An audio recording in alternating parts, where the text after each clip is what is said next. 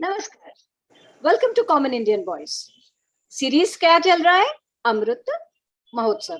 और हमारे very special guest doctor Vishal Mishra ji है। एंड अब आज वो हमारे स्वतंत्रता के आंदोलन में आर्ट एंड कल्चर का क्या क्या ये था, मतलब देन था, और कैसे उन लोगों ने अपनी फ्रीडम स्ट्रगल में अपना योगदान किया, और कौन कौन थे, क्या क्या किया, उसके बारे में थोड़े आपको जानकारी देंगे। तो वेलकम डॉक्टर मिश्रा जी। नमस्कार, आप सभी लोगों को मेरा हार्दिक नमस्कार, अभिनंदन। आज हम लोग अपने आजादी के अमृत महोत्सव के श्रृंखला के क्रम में चर्चा करेंगे कि किस प्रकार से हमारी कला, हमारी संस्कृति ने भारतीय स्वतंत्रता आंदोलन में अपनी महत्वपूर्ण भूमिका निभाई। इस पर भी हम लोग कुछ प्रकाश डालेंगे।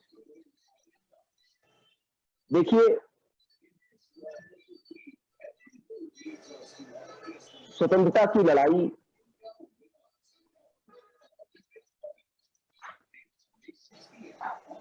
हम सब जानते हैं कि किस प्रकार से हमारे शूरवीरों ने, वीरांगनाओं ने, मातृशक्ति ने, युवाओं ने अपना सर्वस्व न्यौछावर कर दिया।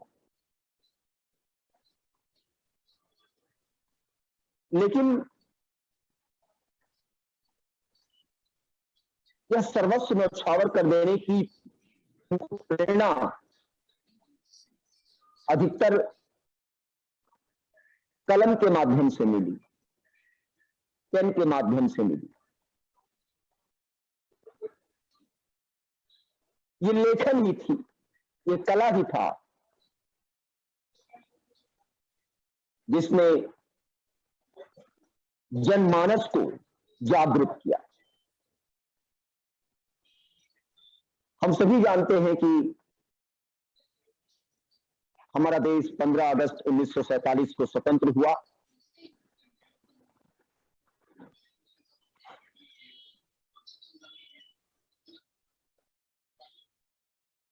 भारतीयों ने पराधीनता की बेड़ी को तोड़ा और हम सबके लिए बहुत उल्लास का दिन। इस स्वतंत्रता की खातिर न जाने कितने हमारे शूरवीरों ने, स्वतंत्रता सेनानियों ने, क्रांतिकारियों ने अपना सर्वस्व न्यौछावर कर दिया। तो यह दिन उनके लिए, उनकी याद में पुण्य दिवस भी है। प्रथम स्वतंत्रता संग्राम 1857 से लेकर आजादी की प्राप्ति 1947 तक, यदि हम विहंगम दृष्टिपात करें तो हम पाते हैं कि इस स्वतंत्रता आंदोलन में लेखकों, बुद्धिजीवियों, कवियों, पत्रकारों, कलाकारों, सभी ने अपनी अपनी महत्वपूर्ण भूमिका निभाई। जो उनकी गौरव गाथा है वो हमें प्रेरणा देती है। वो हमें इस बात की भी प्रेरणा देती है कि किस प्रकार से स्वतंत्रता के मूल्य को बनाए रखने के लिए हम कृत संकल्पित रहें, दृढ़ संकल्पित रहें। जिस पवित्र भावना के साथ स्वतंत्रता आंदोलन लड़ा गया और अंततोगत्वा उसकी परिणति विजय रूप में हुई, तो किस प्रकार से हम उस पवित्रता को बनाए रखें, इस बात की भी हमें प्रेरणा दे।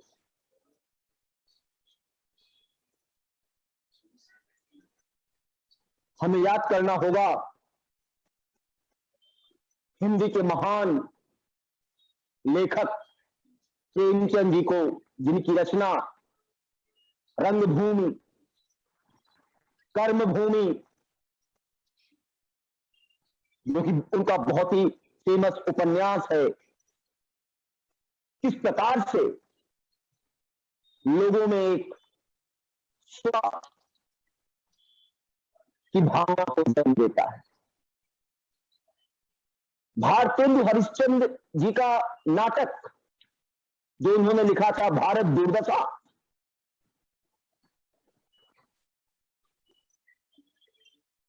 जयशंकर प्रसाद जी का चंद्रगुप्त नाटक, स्कंदगुप्त, यदि हम आज भी पढ़ें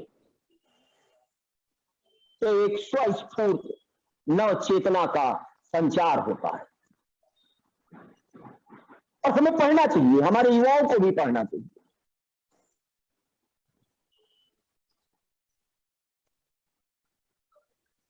महान स्वतंत्रता सेनानी, स्वातंत्र वीर सावरकर जी की पुस्तक 1857 का प्रथम स्वतंत्रता संग्राम,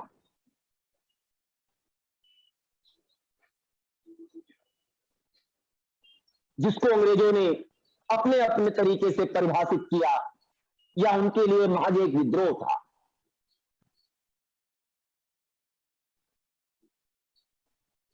ये वीर सावरकर जी ही थे जिन्होंने प्रथम स्वतंत्रता संग्राम कहा।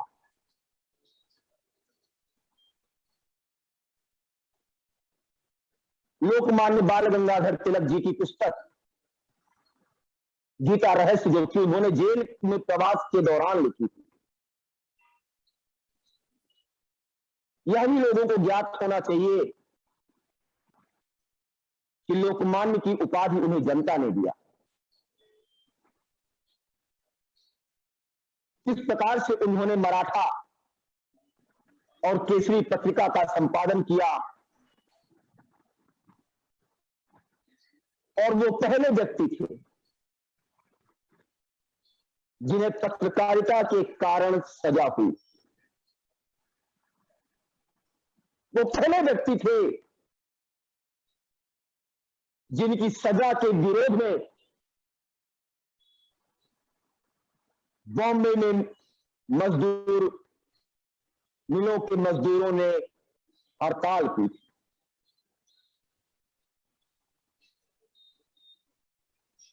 शरद बाबू का नाम उनकी कृति पथ के दावेदार बड़ी ही महत्वपूर्ण रचना है। जिस भी व्यक्ति ने पढ़ा, उस व्यक्ति ने घर परिवार की चिंता छोड़ देश की खातिर, देश के लिए अपना सर्वस्व अर्पण करने के लिए, अपना सर्वस्व न्यौछावर करने के लिए स्वतंत्रता के महासमर में छलांग लगा दी। राष्ट्रकवि मैथिली शरण गुप्त ने भारत भारती की रचना की, और अपनी इस रचना में उन्होंने देश प्रेम और देश हित की भावना को सर्वोपरि बताया। और उनकी यह पंक्तियां कि जिसको न निज गौरव तथा निज देश का अभिमान है, वह नर नहीं, नर पशु नीरा है और मृतक समान है। देश पर मर मिटने वाले वीर शहीदों के कटे सिरों के बीच अपना सिर मिलाने की चाहत लिए सोहनलाल द्विवेदी जी ने लिखा और कहा, हो जहां बलिशीष अगणित एक सिर मेरा मिला हो।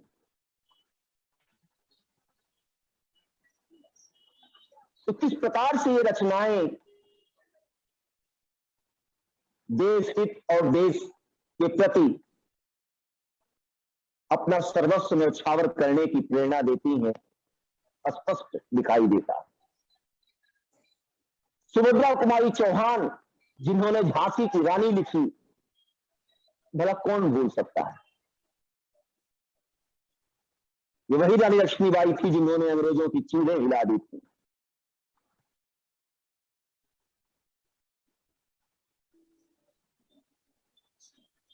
और कितना फेमस उनकी पंक्तियां हैं कि सिंहासन हिल उठे, राजवंशों ने भुगती तानी थी, बूढ़े भारत में भी आई फिर से नई जवानी।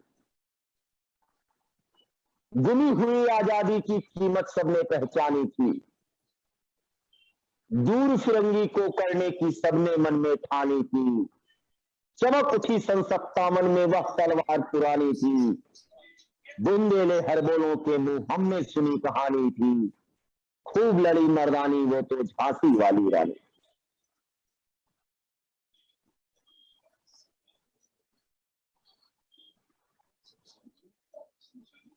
इसी प्रकार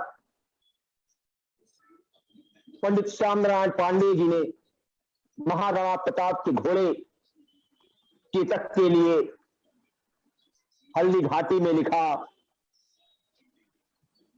रण बीच चौकड़ी भर भर कर चेतक बन गया निराला था, राणा प्रताप के घोड़े से पड़ गया हवा का पाला था, गिरता न कभी चेतक तन पर राणा प्रताप का घोड़ा था, वह दौड़ रहा अरिमस्तक पर या आसमान पर घोड़ा था। ये देशभक्ति की भावना को संदेश है। इसी देशभक्ति की भावना को जगाने के लिए जयशंकर प्रसाद जी ने अरुण यह मधुमय देश हमारा रचना की। नित्यानंदन पंत जी ने ज्योति भून जय भारत, निराला जी ने भारती जय विजय करे, स्वर्ग सस्य कमल करे, तमाम रचनाएं हुई। और किस प्रकार से इन्होंने देशभक्ति की भावना को प्रस्फुटित किया, इनका योगदान अविस्मरणीय है।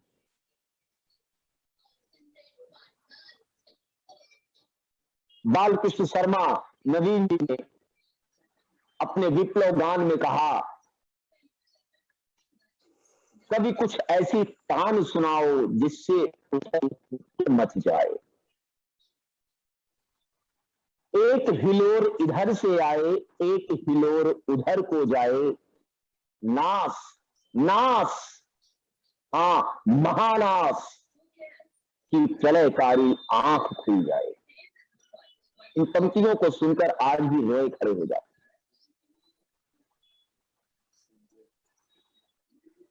इन कवियों ने जिस वीर रस की रचना की, जिन वीर रस से ओत-पोत कविताओं की रचना की, उन रचनाओं ने हमारे रणबांकुरों में एक नई ऊर्जा का संचार किया। इसी श्रृंखला में आते हैं श्री मंगल सिंह सुमन, राम नरेश त्रिपाठी, रामधारी सिंह दिनकर, बद्री नारायण चौधरी, राधा कृष्णदास, श्रीधर पाठक, माधव प्रसाद शुक्ल, अड्ये जैसे अनगिनत कवियों की श्रृंखला है। और बाद में बंकिम चंद्र जी का योगदान, उनका प्रसिद्ध वंदे मातरम गीत आज भी आजादी के परवानों को प्रेरित करता है। आज भी वंदे मातरम की श्रद्धा, भक्ति व स्वाभिमान की प्रेरणा से लाखों युवक हंसते हंसते देश की खातिर अपना सब कुछ देने को तैयार हो जाते। वही हमारे राष्ट्रगान के रचयिता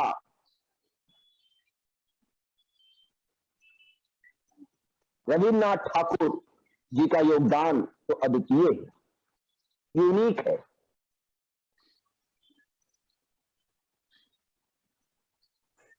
यहां पर मैं आपको उस बात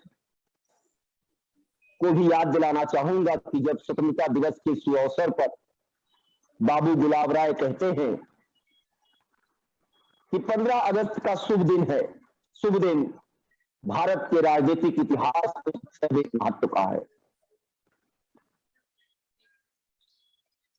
इस दिन की हमारी सघन कलुष कालिमामयी दास्ता की लौह श्रृंखला टूटी थी। इस दिन ही स्वतंत्रता के नवोज्वल प्रभात के दर्शन हुए थे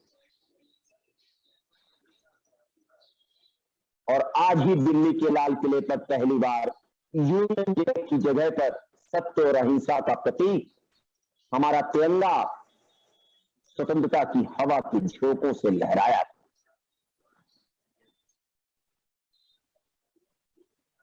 आज ही के दिन हमारे नेताओं के चिर संचित स्वप्न चरितार्थ हुए थे।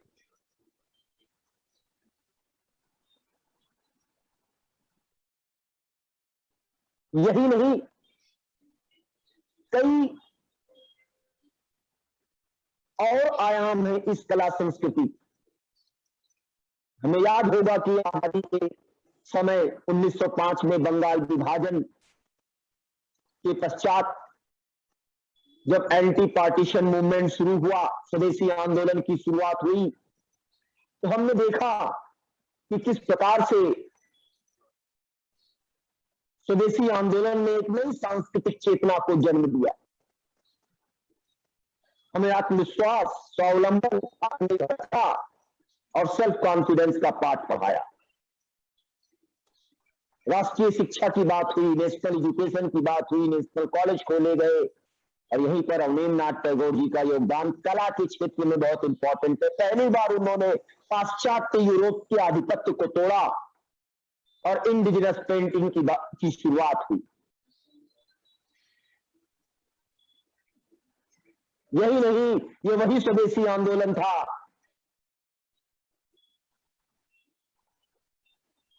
जिसके अंतर्गत वैज्ञानिक प्रतिभाएं भी निकल कर आई। कौन भूल सकता है पीसी रे साहब को, जिन्होंने बंगाल केमिकल्स फैक्ट्री की स्थापना की थी। यही नहीं, कई नारे दिए गए, कई स्लोगन दिए गए स्वतंत्रता आंदोलन के दौरान, जो समय समय पर युवाओं को प्रेरणा देते रहे। जिसमें से सबसे पहले चर्चा करना आवश्यक है भगत सिंह जी का इनकलाब जिंदाबाद, सुभाष चंद्र बोस जी का नारा मूक टू दिल्ली, दिल्ली चलो, तुम मुझे खून दो मैं तुम्हें आजादी दूंगा, महात्मा गांधी जी का डू और डाई, करो या मरो,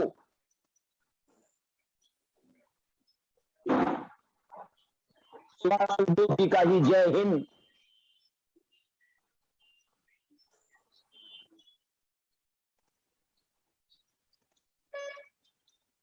गो बैक टू द वेदास, वेदों की ओर लौटो,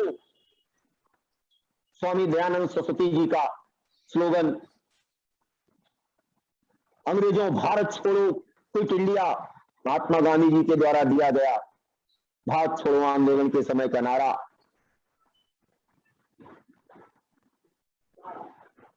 मंगल पांडे जी का दिया गया नारा, स्लोगन मारो फिरंगी को, विनोबा भावे जी का जय जगत, सरदार वल्लभ भाई पटेल जी का कर मत दो,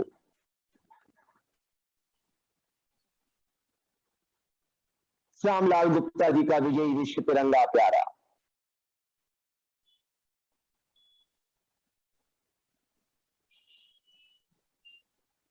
साम्राज्यवाद का नाश हो, भगत सिंह जी द्वारा दिया गया। और कौन भूल सकता है बाल गंगाधर तिलक जी के द्वारा दिया गया नारा, स्वराज हमारा जन्म सिद्ध अधिकार है और हम इसे लेकर रहे। अरविंदो घोष जी की वो पंक्तियां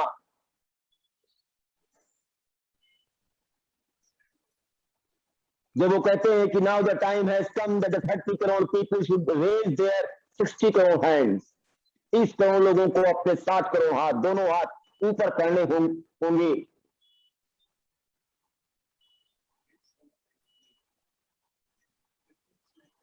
ये वो गीत थे, ये वो स्लोगन थे, ये वो रचनाएं थी। स्वामी राम प्रसाद बिस्मिल जी का सरफरोशी की तमन्ना अब हमारे दिल में है। और लाला लाजपत राय जी, जिनके ऊपर अंग्रेजी हुकूमत के पुलिस की बर्बरतापूर्ण लाठियां पड़ी जब उन्होंने नारा दिया था Simon go back, Simon commission वापस जाओ। और बाद में उनका ये कहना, उनका ये कथन कि मेरे शरीर पर पड़ी एक एक लाठी अंग्रेजी शासन के ताबूत की आखिरी कील साबित होगा, अक्षरशः साबित हुआ।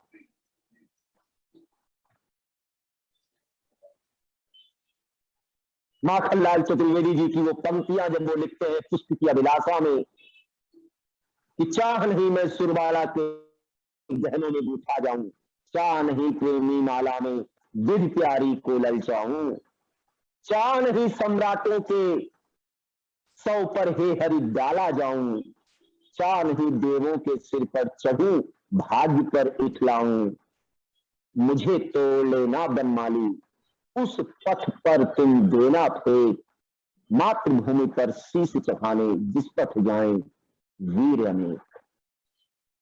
ये पुष्प की अभिलाषा क्या चाह रहा है पुष्प?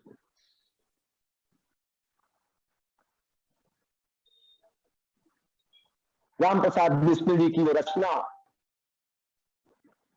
कि इलाही खैर वो हरदम नई बेताद करते हैं, हमें तोहमत लगाते हैं जो हम फरियाद करते हैं, कभी आजाद करते हैं कभी बेदाद करते हैं, मगर इस पर भी हम सौ जी से उनको याद करते हैं। असीराने कफस से पास या सयाद कह देता, रहो आजाद होकर हम तुम्हें आजाद करते। रहा करता है अहले गम को क्या क्या इंतजार इसका, कि देखे वो दिल नासाद को कब साद करते हैं। कहकर बसर की उम्र हमने कैद उल्फत में, वो अब आजाद करते हैं, वो अब आजाद करते हैं। सितम ऐसा नहीं देखा, सितम ऐसा नहीं देखा, जफा ऐसी नहीं देखी, वो चुप रहने को कहते हैं जो हम फरियाद करते हैं। ये उनकी रचना, ये वो रचनाएं थी। और भी कई रचनाएं हैं इस क्रम में जिन्होंने भारतीय स्वतंत्रता आंदोलन में अपनी महती भूमिका निभाई। चाहे वो चित्रकला हो, जैसे कि मैंने आपको बताया कि किस प्रकार से स्वदेशी आंदोलन के बाद बंगाल स्कूल ऑफ आर्ट खुलता है और भारतीय चित्रकला इंडिजिनस पेंटिंग की शुरुआत होती है।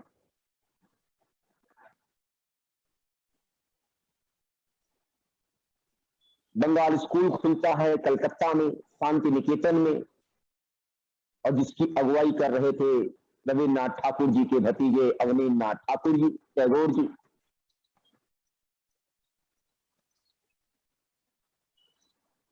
पहले कंपनी पेंटिंग के नाम से वो यूरोपियन पेंटिंग जानी जाती थी।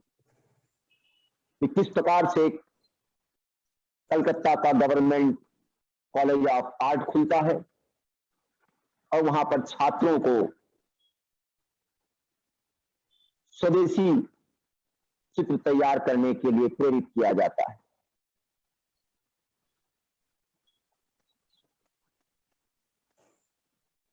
इस प्रकार हम देखते हैं कि किस तरीके से बंगाल का जो स्कूल था, किस प्रकार से वहां से कलाकारों का एक जत्था निकलता है जिनके चित्रों में भारतीय चित्रकला शैली की स्पष्ट छाप दिखती है। और इसी स्कूल द्वारा इसी स्कूल का सबसे महत्वपूर्ण चित्र है अवनींद्रनाथ टैगोर जी द्वारा बनाया गया भारत माता का चित्र, जिसमें भारत माता की 4 भुजाएं राष्ट्रीय आकांक्षाओं का प्रतीक।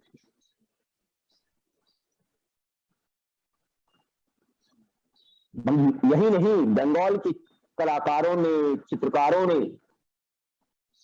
एक अद्भुत विषयों के साथ साथ ऐतिहासिक विषयों पर भी चित्र बनाए। दैनिक जीवन, दैनिक ग्रामीण जीवन के परिदृश्यों को भी अपनी कलाकारी से उनने रंग भरा। फिर नंदलाल बोस जी का नाम आता है, जो कि टैगोर जी के शिष्य हुआ करते थे, और असित कुमार हलदार जी का भी नाम महत्वपूर्ण है चित्रकारी, कलाकारी के इस क्रम में। तो कुल मिला जुला कर ये कुछ बातें थी जो कि भारतीय राष्ट्रीय स्वतंत्रता आंदोलन में अपनी महत्वपूर्ण भूमिका रखती। स्वदेशी आंदोलन के बाद जो काल निकल के आता है वो पोएट्री का भी क्लासिकल एज है, गोल्डन एज है, हर भाषा में लिखी गई।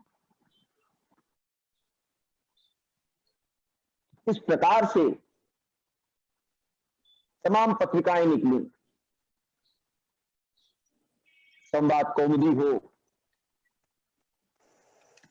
चाहे अमृत बाजार पत्रिका हो।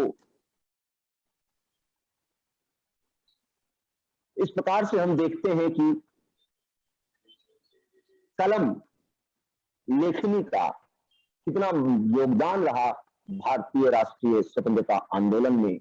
तो हमारे युवाओं को इनको भी पढ़ना चाहिए, इनके बारे में भी जानकारी रखनी चाहिए, ताकि वो प्रेरणा ले सके और आने वाली पीढ़ियों को प्रेरणा प्रदान कर सके।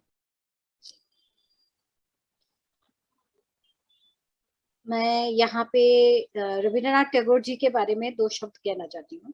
उन्होंने अपना शांति निकेतन जब खोला था तो उनको ना वो ब्रिटिश सिस्टम जो था, मैक्यूले का जो सिस्टम ऑफ एजुकेशन था, वो उनको बिल्कुल नहीं अच्छा लग रहा था। इसीलिए उन्होंने वो जो पहले की पाठशाला जो था, जो खुले वातावरण में पढ़ाई लिखाई होना चाहिए, बच्चों को हर टाइप का पढ़ाई देना चाहिए, रोट नहीं देना चाहिए, इसलिए उन्होंने शांति निकेतन खोला था बोलपुर में।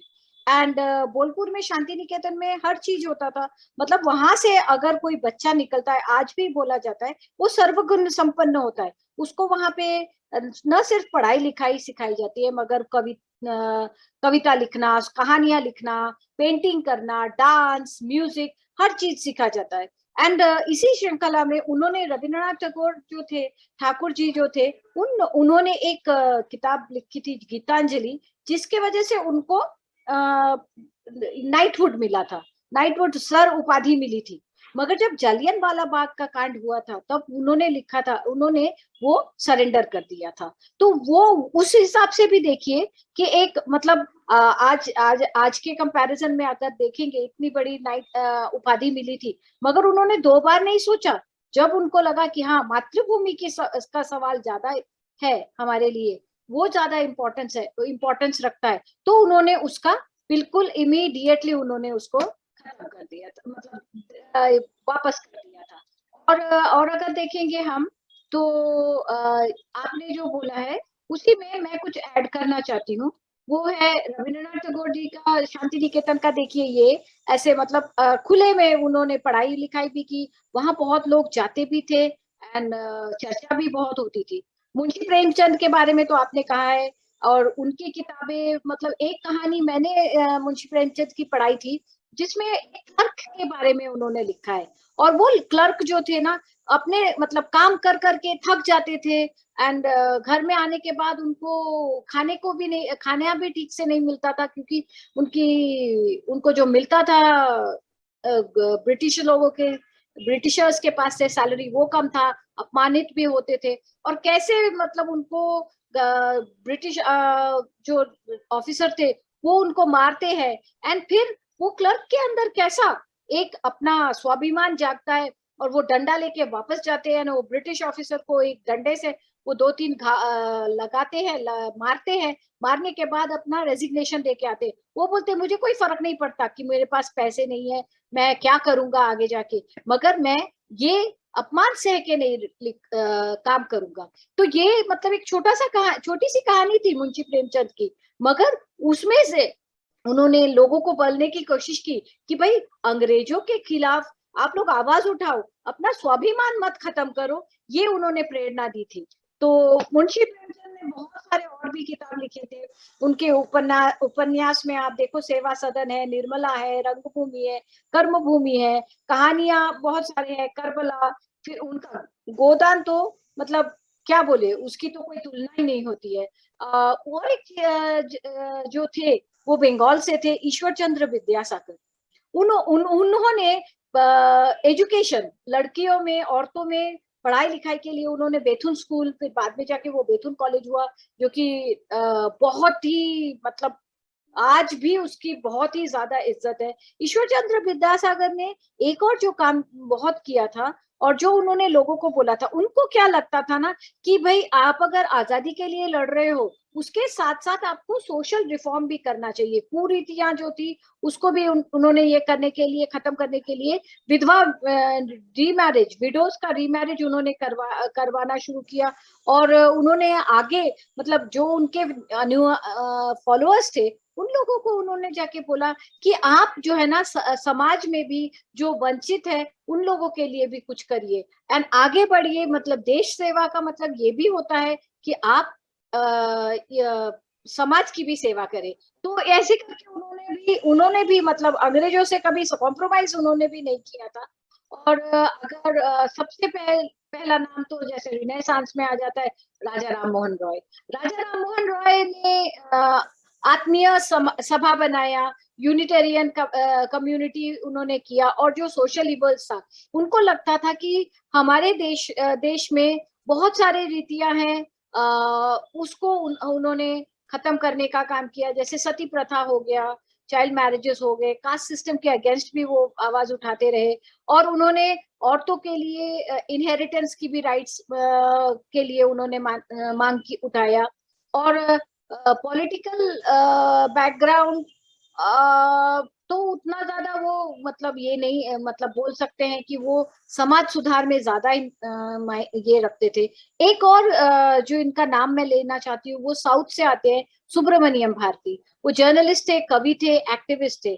और उन्होंने ना मतलब साउथ में से उन्होंने पुरजोर आवाज उठाई थी, और उनके लेखन के वजह से उनको ब्रिटिशर्स ने अपने मद्रास प्रेसिडेंसी से उन्होंने बाहर निकाल दिया था। तो फिर सुब्रमण्यम भारती पौंडीचेरी में चले गए थे, जो कि उस टाइम में एक फ्रेंच टेरिटरी था। और उन्होंने अपनी जो मैगजीन थी, उनकी लिखी हुई मैगजीन थी इंडिया, उसमें वो लिखना छोड़े नहीं, उन्होंने बंद नहीं किया था। और जब वो मतलब एग्जाइल में थे, जब उनको मद्रास में वापस नहीं जाने दे रहे थे, तब उनका बहुत सारे लीडर्स जैसे कि अरविंद घोष, लाला लाजपत राय, वीवीएस अय्यर, इन लोगों से मुलाकात हुई। और उनके मतलब 10 साल उन्होंने पौंडीचेरी में बिताया, और पौंडीचेरी से वो मद्रास के यूथ को नेशनल देशभक्ति की राह में चलने को कंटिन्यूअसली प्रेरित करते रहे। और इसके वजह से क्या हुआ, ब्रिटिशर्स उनके ऊपर और ज्यादा नाराज हो गए।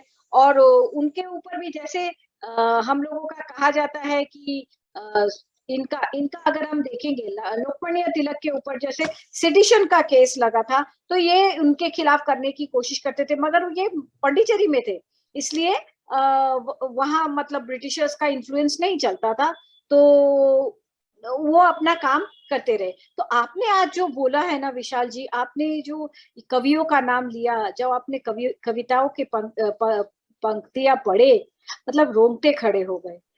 सच्ची में मैंने शायद 12वीं के बाद फिर से ये, हिंदी मेरा सेकंड लैंग्वेज था, जबकि मेरी हिंदी बहुत अच्छी नहीं है, फिर भी मेरा सेकंड लैंग्वेज था। और ये सारी कविताएं ना, वो मुझे वो स्कूल की यादें आई। और हमारी हिंदी की जो अध्यापिका थी, वो इतने अच्छे से हम लोगों को पढ़ाती थी। एंड सच्ची में क्या लोग थे वो, मतलब हम उनकी आभार मानना तो हमारा मतलब क्या बोले, कृतज्ञ रहना चाहिए इस देश को। और मैं फिर से यही कहना चाहती हूँ, धन्यवाद आप आए यहाँ पे, आप